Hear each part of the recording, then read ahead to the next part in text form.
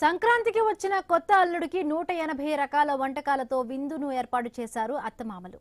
నిజామాబాద్ జిల్లా వర్ణిలో ఈ ఆసక్తికరమైన దృశ్యం కనిపించింది. కాకినాడ రాంబాబు లక్ష్మి దంపతులు గత నవంబర్లో తమ కుమార్తె నందికి తూర్పుగోదావరి జిల్లాలోని రామచంద్రాపురానికి చెందిన సతీష్తో వివాహం చేయించారు. సంక్రాంతి తొలి పండగ కావడంతో 180 వంటకాలతో విందును ఏర్పాటు చేశారు.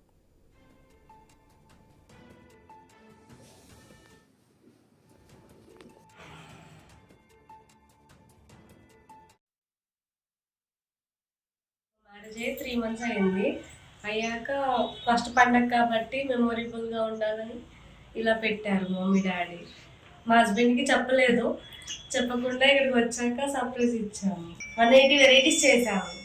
అందులో కొన్ని వెరైటీస్ కొంచెం డిఫరెంట్ వెరైటీస్ పెట్టాము, రొటీన్ కాకుండా. ఇవన్నీ ఒక 15 days బ్యాక్ నుంచి ప్లాన్ వేసుకున్నాము. మమ్మీ ఫోన్ చేసి చెప్పారు, అక్కడి నుంచి మేము ఎగ్జిక్యూట్ చేసాము.